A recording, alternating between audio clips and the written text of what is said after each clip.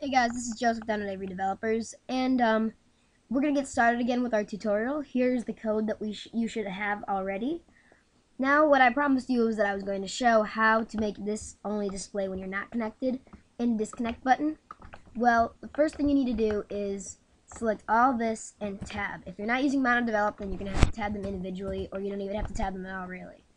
It just looks better if you do.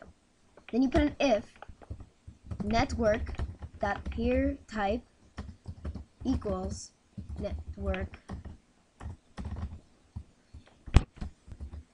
network peer type dot disconnected, and then you can close it down here.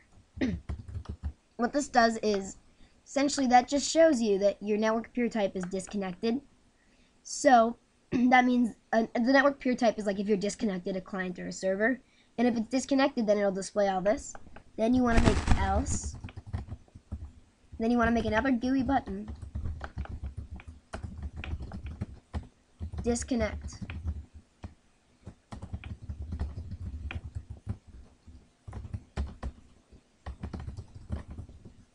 And then what you do here is just network.disconnect, then the timeout. So that'll time it after 200. Okay, so then if we come over here, I'm going to load up my code. And so you see, you can tell if you're connected or disconnected by if the stuff's displayed. If you click Start Server, it's started up and you're connected. So if you disconnect, then it disconnects you. Okay, so yeah, that's pretty much basic network connecting and stuff. Where it gets more complicated is actually having objects in the scene with network views and instantiating and keeping track of all your objects. So that's what we're gonna do next. So what we want to do is make a new function, and whatever this is going to be called, like, I don't know, how about network connected, you know what, let's just call it on load network level. I guess that's something that they wouldn't put in Unity3D. So since we know this is our own unique function, it's not going to get called unless we call it. Then what you want to do here is just put a for loop. There. Okay, so it's var I is a game object. In game object that find game objects of type game object. Okay, so what this does is essentially it goes through every single game object in the scene and then returns it once in this for loop as I. So then what you need to do is you just need to put I.broadcastMessage. What this does is it calls a function on another object. So if I has any script that has the function on load network level, then it will get called. That code will get called. So you put on load network level, and then you want to put send message options that don't require receiver, because if we do require receiver and the object does not have that code, it'll throw an error. Okay, so right now what happens is if you connect into the server, it'll broadcast everywhere on network load level on your computer, not on the server's computer, or not on any other client computers. When you're thinking about networking, you want to make sure that messages are only getting called on your computer. And if you want to get a message called on everyone's computer, it's called RPCs, and I'll be teaching that later on in the tutorial series. So you just want to basically do the same thing here. You can just copy this and paste it down here under with the server. So there we go. Now every time you connect to a server or start a server, it'll call through this function. And what I'll make it do here is just network that instantiates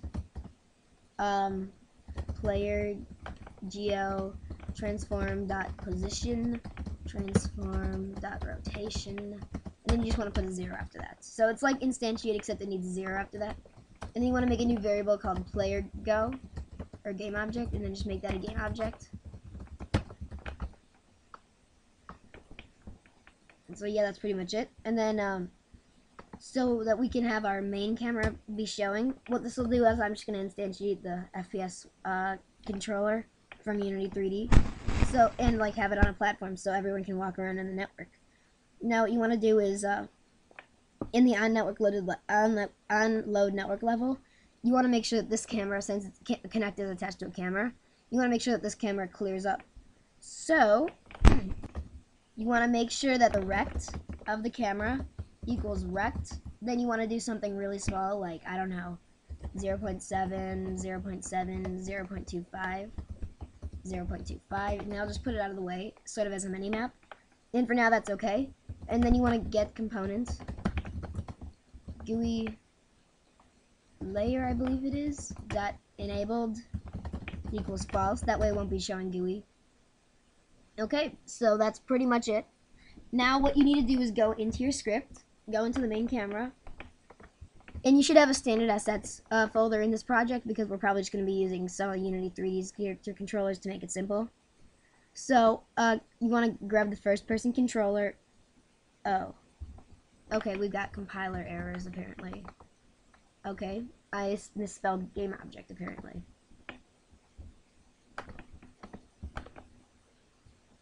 Fail. Okay, there we go. Now it should load, and now there's, so now we know there's no compiler errors because the new variable popped up. You just pop it in there, boom, boom. Now I'm gonna zoom in on the main camera. So that's where the camera is. So we want to make a plane underneath it, or I'm just gonna make a cube and stretch it.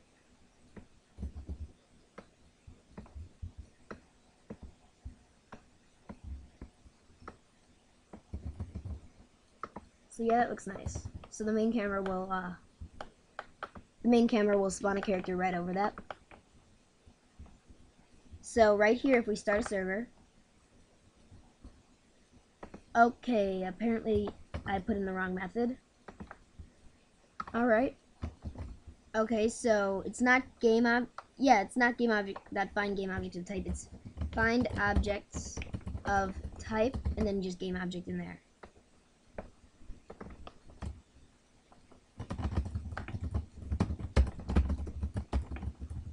That should do it.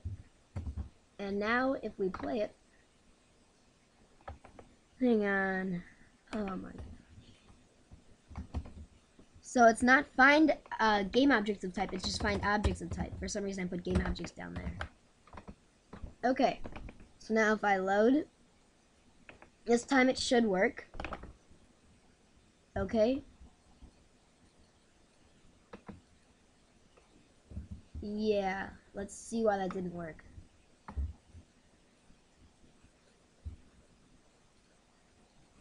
Okay.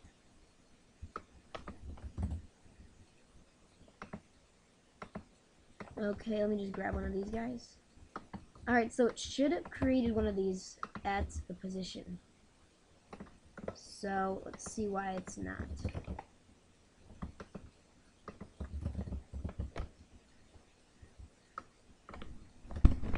Okay, so the problem was that this doesn't have a network view on it.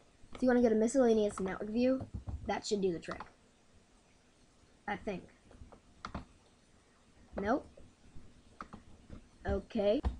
Okay, so I think I figured out what the problem is right now. Here, if we run it and start server, it says down there, starting server on 192.168.1. Whatever. So up here it says failed network got instantiated because we are not connected. So what it's doing is, because it takes a little bit of time to start a server, but it's immediately calling the code. So we got to make sure that this function, the character instantiate, is not called until the network is connected. Which means that all we have to do here is move this down. I'm gonna guess that if you just move this code down and run it, it should do the trick. Because if it's down, then it has other things calling for it, and by the time it actually gets reached, it's... Nope? Okay. So then, the other thing we need to do is just this.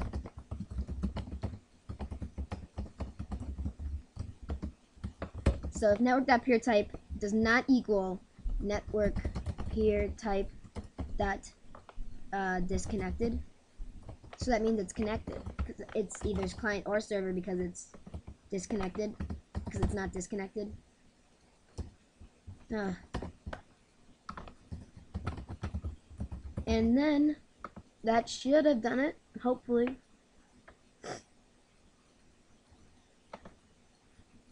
Nope. Okay. Well, then I guess the last thing we can try is yield for a few seconds. For a few frames and see if that does the trick. I usually do like yield 25 or yield 50 or something. There we go. So all it needed was a little bit of a yield, and sorry guys, everything that could have gone wrong happened here. I haven't. This is the only tutorial so far that I haven't tested before. So yeah, in the next tutorial, I'll be teaching how to make this so the scene works with multiple characters. Because otherwise, if you have try it, the characters won't get destroyed. The characters will control each other. Also, I need to also teach you how to. You saw how after we disconnected, the character was still in the scene. I need to show you guys how to take that out as well. Well, thank you for watching, and this is Joseph signing out.